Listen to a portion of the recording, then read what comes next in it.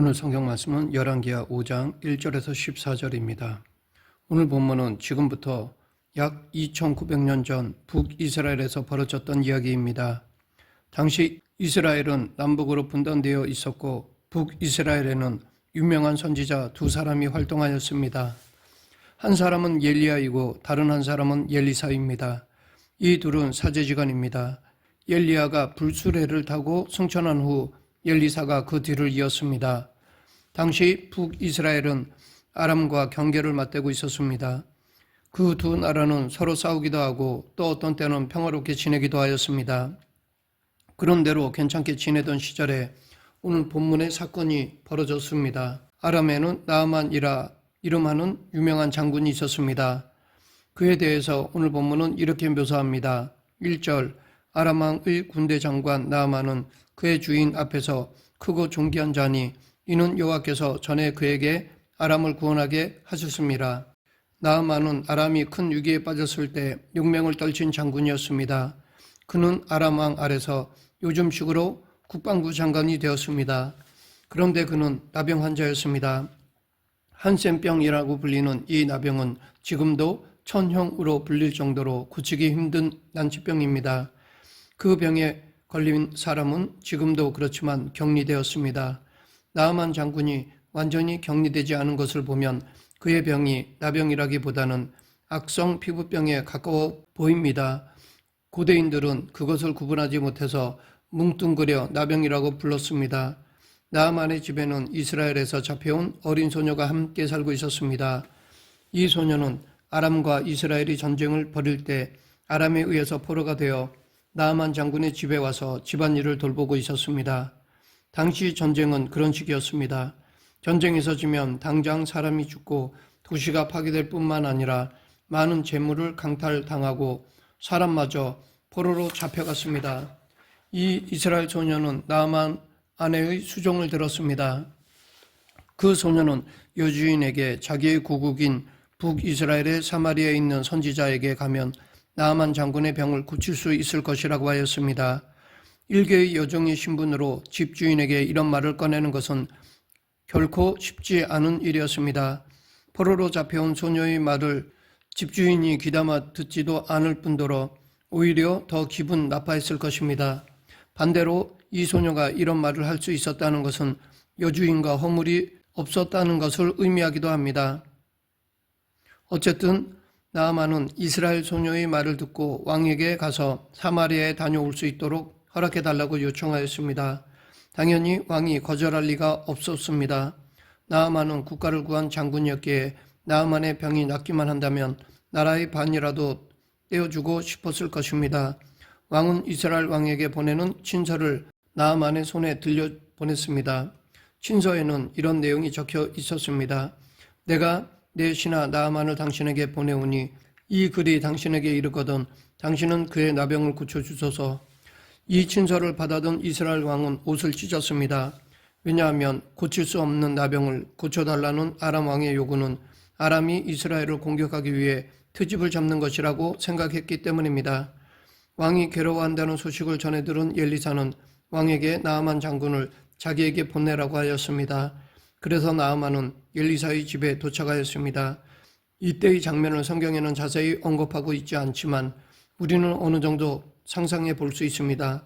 아람은 당시에 주변을 압도할 정도로 큰 나라였습니다. 나아만은 왕을 옆에서 모시는 국방부 장관이자 경호실장이나 마찬가지였습니다. 아람의 제2인자였습니다. 나아만의 행차는 아주 대단했을 것입니다. 그가 아람을 출발할 때 은 10달란트와 금 6,000개와 옷 10벌을 갖고 왔다고 하였습니다. 요즘식으로 말하면 수억 원 이상 되는 선물 보따리일 것입니다.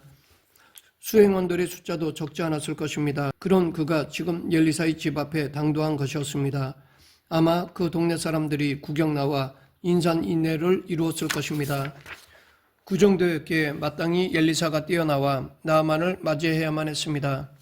그러나 엘리사는 그렇게 하지 않았습니다. 내다보기는커녕 심부름하는 사람을 시켜 요단강에 가서 7번 몸을 씻으라는 말만 전했습니다. 여기까지 오면서 아마 대단한 치료를 기대했을 것인데 정작 치료라는 것이 강에서 몸을 씻으라고 하니 나아만에게는 모욕적으로 들렸을 것입니다. 그럴 만합니다. 그는 지금까지 용하다는 치료는 다 받아보았을 것입니다. 그런데 고작 강에서 몸을 씻으라는 허접한 치료법을 말하니 이건 아니다 라는 생각이 들었을 것입니다. 화가 난 나아만은 다메섹강 아비나와 바르발은 이스라엘 모든 강보다 낫지 아니하냐, 내가 거기서 몸을 씻으면 깨끗하게 되지 아니하랴 라고 분통해하였습니다. 그리고 곧장 돌아섰습니다. 그러나 그의 수행원들이 믿져야 본전이니 엘리사의 말을 일단 따라보자고 조언했습니다. 나아만은 그 조언을 받아들여 요단강에 7번 들어갔습니다. 그러자 그의 피부가 아이의 피부처럼 깨끗해졌습니다. 이런 이야기를 읽으면 여러분은 어떤 생각이 드나요? 선지자 엘리사의 초자연적인 카리스마가 대단하다는 생각이 들 것입니다. 당연합니다. 엘리사는 초자연적인 기적을 많이 행한 선지자입니다. 오늘 본문 앞과 뒤에는 그런 이야기들이 많이 나옵니다. 그러나 성경은 엘리사 선지자의 초능력적인 카리스마 자체에 관심이 있는 것이 아닙니다. 그걸 가능하게 하신 하나님이 중요합니다. 바로 그 하나님 앞에서 사람들이 어떤 태도를 취해야 하는지를 전하는 것입니다. 오늘 본문에 바로 이어지는 열왕기하 5장 15절부터 19절에 나아만 장군이 하나님 앞에서 어떤 태도를 취했는지가 나옵니다. 두 가지입니다. 하나는 나아만이 사마리아의 흙을 노새 2마리에 실어서 고국으로 가져갔습니다. 그것은 여호와 하나님께만 희생제사를 드리겠다는 상징적인 행동이었습니다. 다른 하나는 아람 왕을 도와서 림몬 신당에 제사를 드리더라도 용서해달라고 하였습니다. 이것은 비록 나아만은 아람이라는 이방 나라의 장군이었지만 하나님을 바로 인식하고 바로 섬기는 사람이 되었다는 뜻입니다. 엘리사는 나아만의 요청을 그대로 받아들였습니다. 이것으로 나아만의 이야기는 해피엔딩으로 끝나는 듯 했습니다. 그런데 열왕기하 5장 20절 이하에서 이 이야기가 더 이어집니다. 그 내용은 엘리사의 사환 게하시가 행한 죄입니다. 게하시는 엘리사의 태도를 못마땅하게 생각하였습니다. 그것은 재물에 대한 것이었습니다. 나아만은 병이 나은 것을 감사하는 마음으로 엘리사에게 선물을 주고 싶어 했습니다. 이것은 당연한 마음입니다. 그러나 엘리사는 거절하였습니다.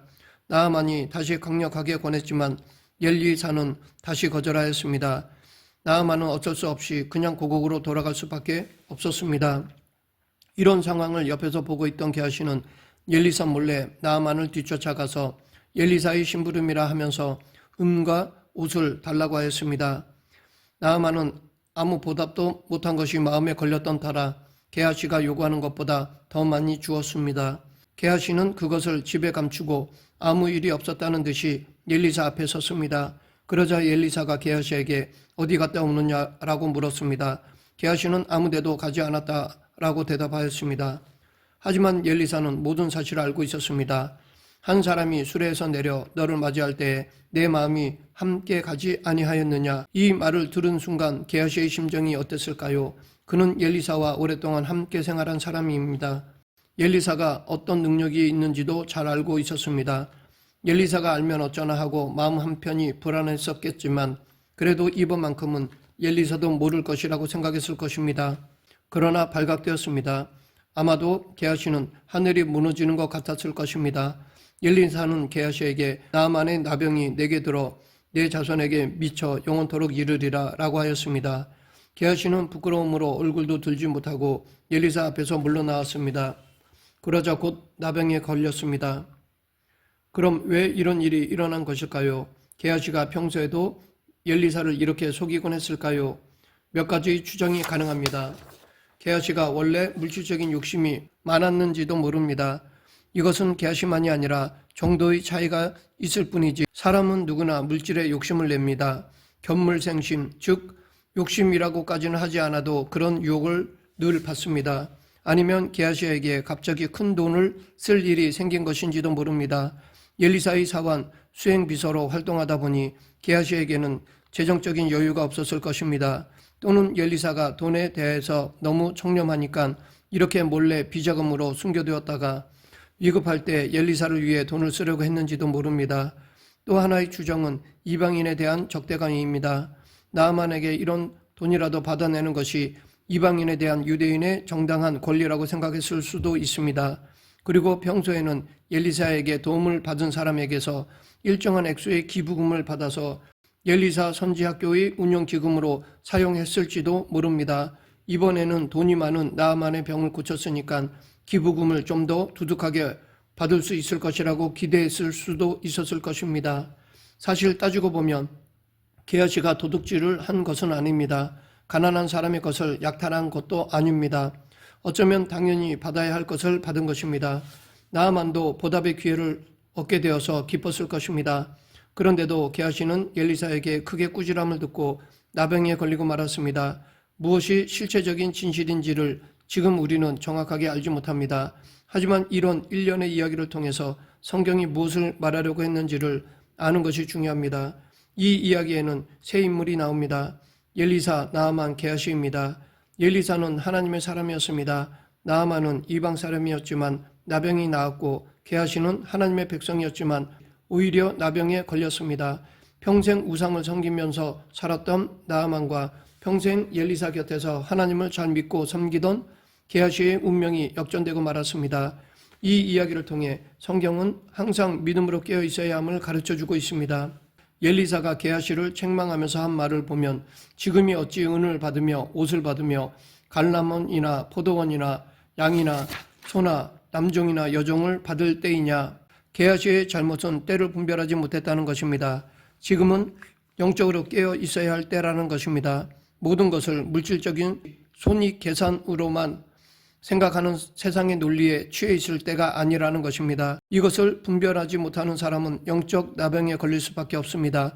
아니 이미 나병에 걸린 것입니다. 나병은 피부가 곰팡이류에 오염되어서 결국 모든 감각을 잃게 되는 병입니다. 그래서 나병 환자들은 불에 닿아도 그 뜨거움을 느끼지 못합니다. 게하시의 나병은 단지 육체적인 나병만을 가리키는 것이 아닙니다. 더 근본적으로 영적인 나병입니다. 무엇이 옳은지 그른지에 대한 감각이 죽은 것입니다. 성경은 이방인 나아만은 영적으로 살아났고 반면에 하나님의 백성인 게하시가 영적으로 죽었다는 사실을 말하고 있습니다. 예수님의 초림부터 재림까지는 항상 마지막 때입니다. 그러므로 우리는 늘 믿음으로 깨어 있어야 합니다. 말씀을 맺겠습니다. 이 시대를 분별하기 위해서는 하나님과 깊은 관계로 들어가야 합니다. 그럴 때 하나님과 마음에 합한 자가 될 수 있습니다. 이렇게 하나님과 마음이 합해지면 하나님의 뜻, 하나님의 마음을 알 수 있고 그 뜻에 순종할 수 있습니다. 하나님의 말씀을 깨닫고 기도를 통해 그 뜻을 행함으로 영적 나병에 걸리지 않는 저와 여러분이 되길 간절히 축원합니다. 기도하겠습니다. 생사와 화복을 주관하신 하나님 아버지, 늘 마지막 때임을 잊지 않고 말씀과 기도에 깨어있는 그리스도인이 되게 하여 주시옵소서. 예수님 이름으로 기도드립니다. 아멘.